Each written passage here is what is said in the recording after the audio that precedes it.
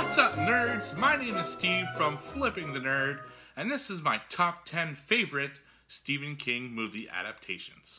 I am a huge fan of Stephen King. He is my favorite author of all time. I'm such a big fan that I actually have a room dedicated to him in my house because he is that awesome. And not only has he been a beacon for the literary world, but he's also been a great influence to make some awesome films throughout the last 30-40 years. And that's what I want to celebrate today. But before I get into my top 10, here are 5 honorable mentions. The first one is Gerald's Game. This is one of the newer ones that have been out there. It's a Netflix exclusive, and is one of those films that mostly takes place in one room. You know, I think of other films like Buried or Frozen, where they take place in mostly one spot. This kind of follows that trend where this woman is chained to her bed. She had sex with her husband, he dies, and then it's like, what do? She's chained, she can't go anywhere, and all these like crazy things happen. She hallucinates, she needs to drink water. It's this whole thing. It's actually really cool. It's a great story, and it's a very, there's a lot of tension for something that happens all in one spot for the most part. There's a lot of tension, a lot of little things that happen, and you just want to keep going and find out what happens next. But it just didn't quite was good enough for my top 10. The second one is Salem's Lot. This is a vampire story, and probably one of his more famous adaptations, I would think. But I found it kind of slow. There are some great moments when we actually do see the vampires and that kind of stuff, but there's a lot of filler. I did want to at least mention it though. That's why I have it in my honorable mentions. So it didn't really quite top 10 for me, but it's something you should check out, especially if you like vampires. And I know vampires aren't exactly the biggest thing right now, so if you want to check out something cool, go check out Salem's Lot. Then we have The Mist. The Mist is an interesting film. It is the third collaboration between Frank Darabont and Stephen King. I will talk about the other two because, yeah, of course I will. But this one is interesting. Again, it happens mostly in one spot. It takes place in a grocery store. You'll notice that Frank Darabont is the one who started The Walking Dead, and there are a lot of people from The Walking Dead in this, which is an interesting kind of side note. You have Andrea, you have Carol, you have one of the zombies from the Sam Witwer. He's a zombie in a tank in the first episode. You have Dale. There's just a bunch of them. Again, it's a really cool story. You want to know what the monsters are outside, and there's a lot of tension. But the reason it's an honorable mention is the end. Never in my life have I had a theater experience like watching the end of The Mist. I'm not going to spoil it for you. You should go check it out.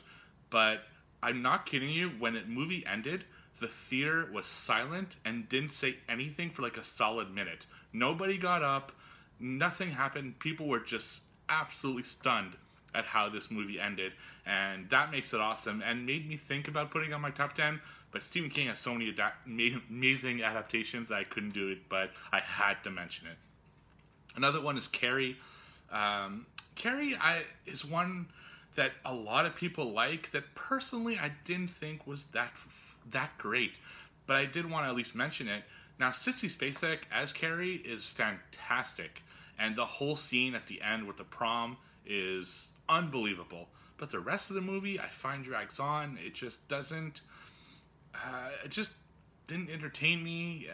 I found it slow, and unfortunately, for me, it wasn't a great film. But definitely, I honor that it's something popular, and that's why I put it here. And finally, The Langoliers. The Langoliers is a bad film. I'm just gonna go out and say that. It looks horrible. Like, the graphics in it are absolute garbage. The monsters are like a joke. But I really enjoy watching this, particularly the first half. The first half is kind of one of those things where a bunch of people just disappear for no reason, and we want to know why. And that intrigue was really cool. It's something I really liked, but it doesn't really pay off, which is why it's an honorable mention and not in my top 10. And I think this would make a great remake. And the remakes for Stephen King films have been amazing. I'll speak about one later. And the reason I'm doing the list this week is because the Pet Sematary remake is happening a week after I filmed this. So The Langoliers, worth checking out, but it's not that great. But still an interesting concept and something I'd love to do. I'd love to see done as a better film. So there you have it. Now let's get into my top 10. Number 10. Stand By Me. Stand By Me is something that people forget is a Stephen King adaptation, but it is. It's about a bunch of boys that go look for a dead body. Then there are bullies and all this other stuff. It's one of those great coming-to-age stories. It was another one. I liked The Sandlot, things like that, where a bunch of boys that are friends get together and go on this adventure, the Goonies, that kind of stuff. And I always identified with that because that's what I was like when I was a kid. I liked to go out in the woods and kind of just explore, and we had these little missions. Now, it wasn't something as crazy as a dead body, but it'd be something like, I hear that there's a cabin in these woods, and let's go find it and see if it's haunted, stuff like that. So I just like these types of adventures. It's really well acted, and that's why I put it on my list. Number 9. Misery. Misery is a messed up film, but the performance of James Caan and Kathy Bates are amazing. I mean, you feel that Kathy Bates is absolutely psychotic, and you feel the fear in James Caan's character. There's a lot that I enjoy about this film. Again, it takes place a lot in the same place. Maybe it's a thing for Stephen King, where it's mostly in, it's in her house in one room because he's bedbound, and there's just the element of you don't know what's going to happen next, and this pure just tension, and it's like, oh my god, she's so nuts, and she can turn on a dime, and it's a really fantastic film, and you need to check it out. Misery, I mean, it's a classic, you probably have, but had to be on the list. Number 8. Pet Sematary. The reason I'm doing the list this week. I'm so happy it's getting a remake, but the original is really awesome. About a guy who loses his son in a tragic accident. Very hard scene to watch, by the way. And then he puts him in a cemetery that is apparently to reviving pets. And then things happen. There are a lot of really freaky scenes in this. I'm doing a list in a few weeks about the scariest scenes of all time. And the Zelda scene in this is, I think, going to be one of them. It absolutely terrified me as a kid.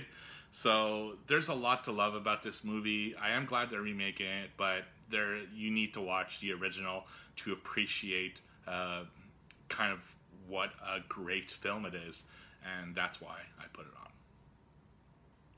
Number 7. The Running Man, the Arnold Schwarzenegger reality TV show classic.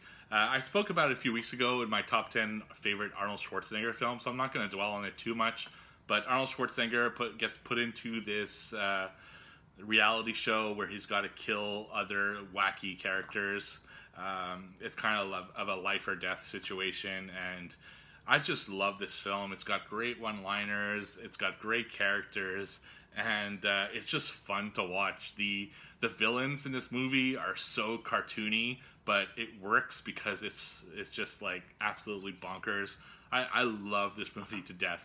So again, I talked about it in my favorite Arnold Schwarzenegger films, and it's a great one that you absolutely need to check out. So yeah, definitely had to be on the list.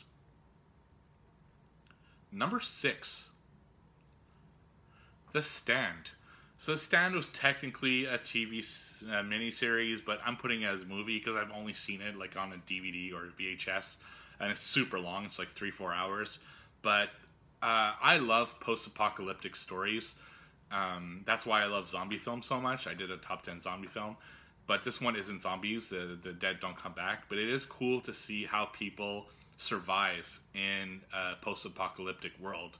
And this one has a devil versus God theme, which I absolutely love. And it's really cool. It's just a really cool story. Now, it is apt for a remake as well. I hear there's a TV series coming out about it, and there are a lot of cheesy moments. You could tell the budget wasn't very high, but the acting is great. There's some great actors in it that Rob Lowe and the guy who plays, the guy and coach. Anyway, I forget their names when I do these lists, but The Stand is a great film. So MOON, that spells The Stand. Bumpity bump. Number 5. Creepshow. Creepshow, what's not to like about Creepshow? It's an anthology series starring Stephen King, who also written by Stephen King, directed by George Romero, makeup by Tom Savini. I mean, come on, this movie is so friggin' awesome. It's 4 or 5 short stories. You have one with Stephen King himself, where he finds a meteorite and things become all like just vegetation. Then there's one where there's a zombie, which I just absolutely love, and there's one with a kind of crazy 8 type thing in a box, and finally there's one with all these cockroaches. There's a lot to love about this movie. I would have loved to see more of these movies. There's only 3. I've only seen 2 of them. I saw 1 and 2. I heard there's a 3rd one. I just never seen it. I hear it's terrible though. But Creepshow, it's an awesome, awesome film. And you don't have to have a huge attention span because the stories are only like 15-20 minutes long. So it's definitely worth watching and definitely needed to be included on the list. Number 4. It. The remake of It, actually. I only want to put It once on here because, I mean, they're kind of the same movie. And between the original and the remake, I actually like the remake a lot more. And I'll tell you why. I think the original is okay. The first half with the kids, amazing. But the second half with the adults, awful. Just, the kids completely outacted the adults in this one. I prefer the original Pennywise, but I think as a movie, It, the remake, is a better film overall. And that's why I'm putting that one.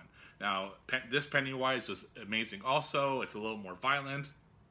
I think it's a little more cohesive. Who knows what part 2 is going to be like, because technically this was only a remake of the first half of the other film. But It, I mean, what more can I say? I mean, Pennywise is out there. Everyone knows Pennywise.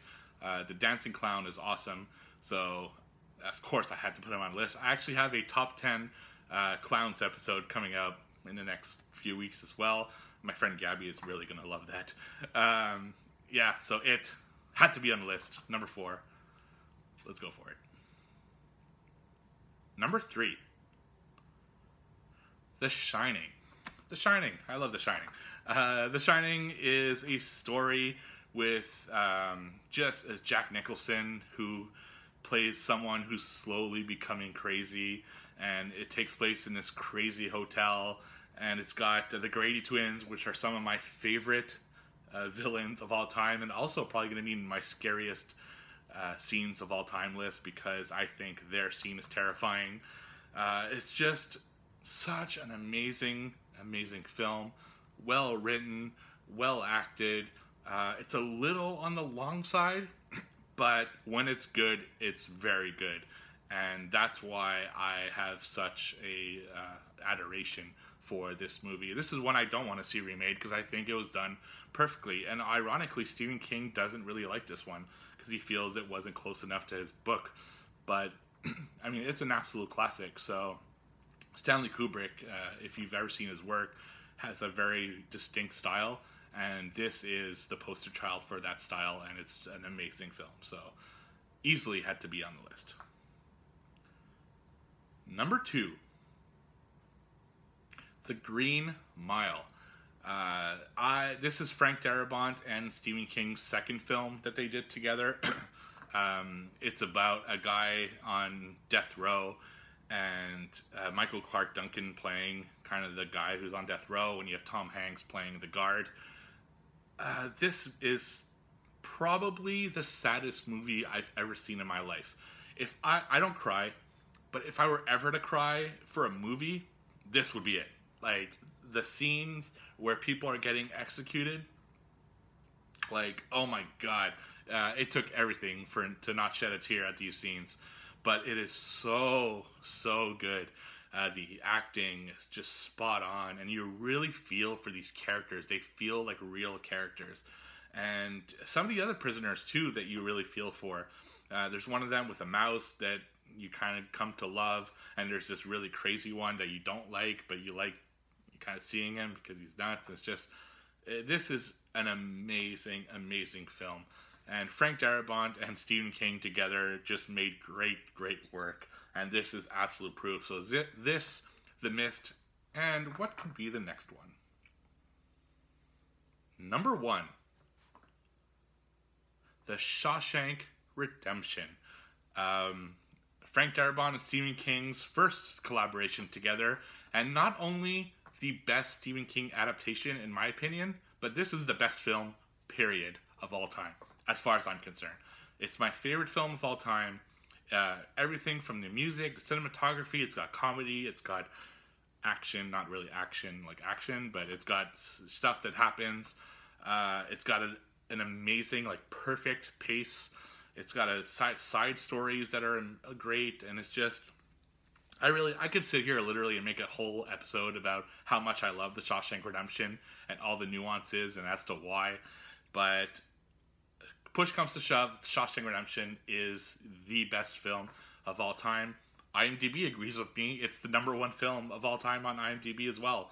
So I'm not the only one who thinks that. Now, of course, I respect if you don't think that, but I don't know a lot of people who don't like The Shawshank Redemption. It's just one of those films that's just so perfectly made that there's only good things that I could say about it. So, of course, if it's my favorite film of all time, it would be the best Stephen King adaptation of all time.